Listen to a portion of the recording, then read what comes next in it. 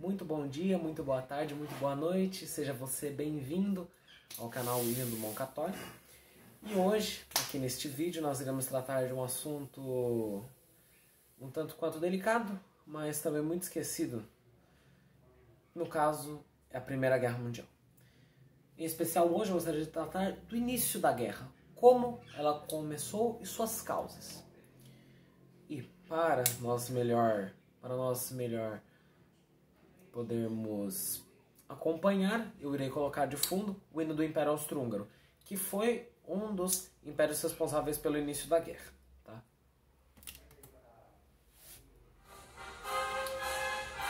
Enquanto o hino vai decorrendo, eu irei explicar a vocês como se deu o início da guerra. Nós teremos que voltar ao final, já no ano de 1871.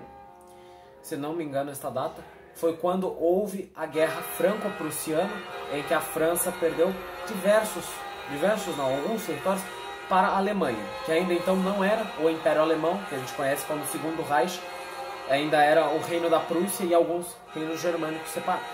Pois bem, o que ocorre? Alianças começam a se formar na Europa, como um exemplo. A França, que já não gostava da Alemanha, começou a se envolver com outros países que a Alemanha também não gostava, em resposta a isso, né? Pois bem, a Alemanha queria formar a Tríplice Entente, ou Tríplice Cordial, não lembro agora o nome, que era formada formada pelo Império Alemão, Império Austro-Húngaro e Império Russo. Mas o Império Russo não gostava nem um pouco da Alemanha, por quê? Por causa da região dos Balcãs, que era uma região muito importante para os russos, tanto quanto para os austro-húngaros. Era uma região ali que eles sempre estavam em conflito. Por causa disso, a Rússia decidiu pular fora desse bolo, e aí, para substituir a Rússia, convidaram a Itália. E aí foi montando essas panelinhas de pressão, essas panelinhas, né? E aí já depois do começo do século XX. Pois bem, e aí se formam essas alianças na Europa e ocorre a Belle Époque, que foi uma grande época de avanços tecnológicos. Como exemplo disso, nós tivemos a invenção do avião por Santos Dumont, que fez seu primeiro voo em 1906. Tivemos a invenção do telefone, que foi pouco antes também, no século XIX. Em suma, uma grande época de avanços tecnológicos, mas que precediram a guerra. E estes avanços tecnológicos fizeram com que as armas fossem mais tecnológicas. Pois bem, o Reino Unido entrou nessa panelinha e o que ocorre? Como o Reino Unido tinha colônias no mundo inteiro, ele era temido por todos, sem exceções. Até pela Rússia, que nós julgamos ser um dos maiores países da história, mas que não é. O maior da história foi o Império Britânico, com mais de 30 milhões de quilômetros quadrados. É realmente algo impressionante. Pois bem, o Reino Unido entra nessa panelinha, ali já na época da Belle Époque, e aí como ele também, com essa época da Belle Époque, começou, isso já desde antes da Belle Époque, já estava se modernizando ali com as primeiras revoluções industriais, isso começou a reverberar na vizinhança. Ou seja, toda a Europa começou a se armar em uma época que ficou conhecida como Paz Armada, que já foi o final da Belle Époque, que iria ser sucedida pela Primeira Guerra, porque todos os países sabiam que em algum momento algo poderia dar errado. E foi o que aconteceu. Dia 28 de junho de 1914, Francisco Ferdinando, que era o herdeiro e arquiduque do Império Austro-Húngaro, fez uma visita à Bósnia e Herzegovina, a atual Bósnia e Herzegovina, que na época era um território, né? Foi anexado pela Áustria no ano de 1908. Perdão. Só que o que ocorre? Este território não era desde sempre da Áustria-Hungria. Foi anexado depois de uma guerra que a própria Rússia teve com o Império Otomano, que pegou aquela região e eles deram de presente para os austro-húngaros, mas aí depois que eles começaram a se estranhar por causa da região dos Balcãs. Enfim,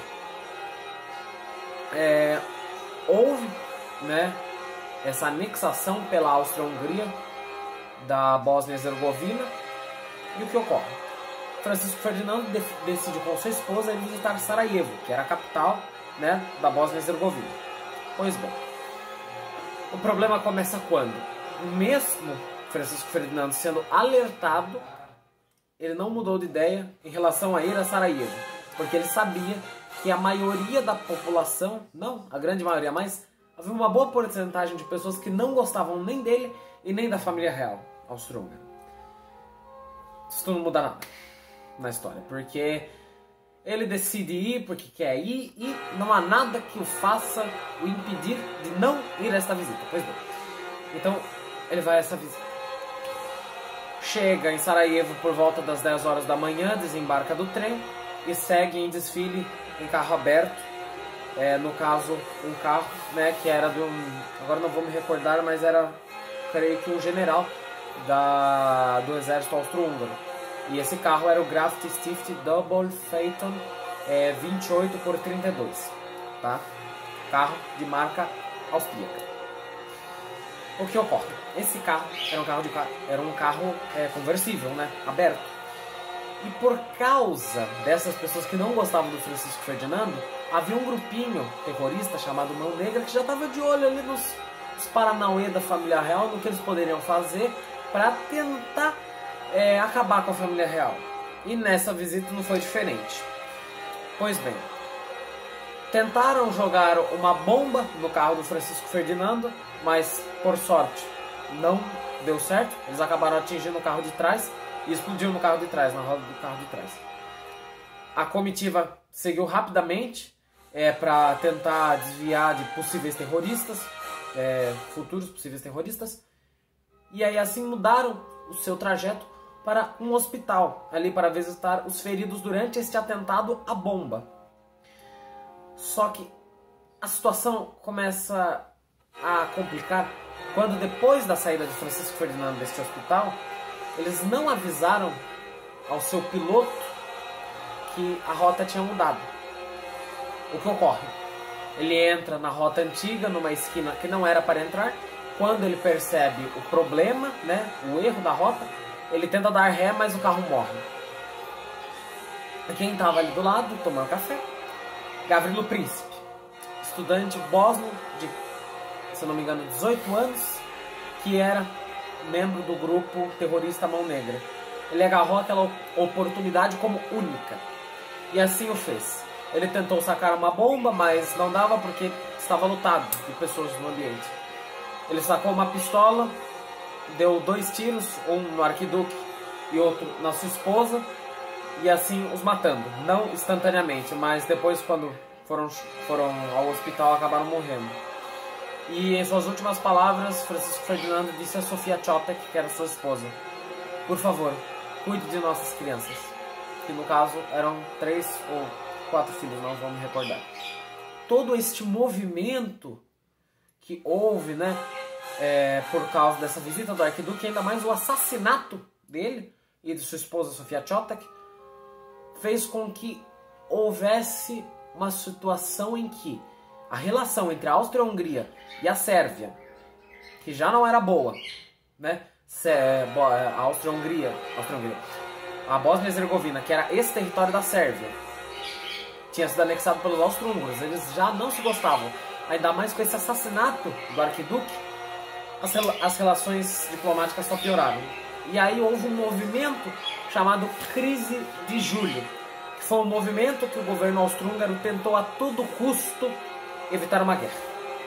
Isso porque ele sabia muito bem que se ele entrasse em guerra com a Sérvia já tinha um parceiro dele, que era a Rússia, que era gigante, mas em compensação também a Rússia não gostava da Áustria-Hungria, que por sua vez era aliado do Império Alemão, que por sua vez não gostava da Inglaterra, que por sua vez também a Inglaterra gostava da França, que a mesma França não gostava da Alemanha, por conta de ter perdido Alsácia e Lorena na Guerra Franco-Prussiana.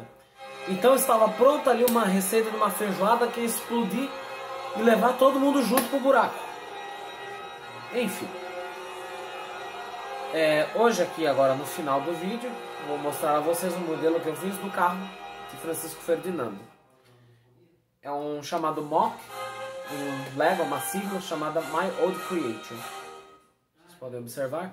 Era uma limusine de carro aberto de 6 lugares.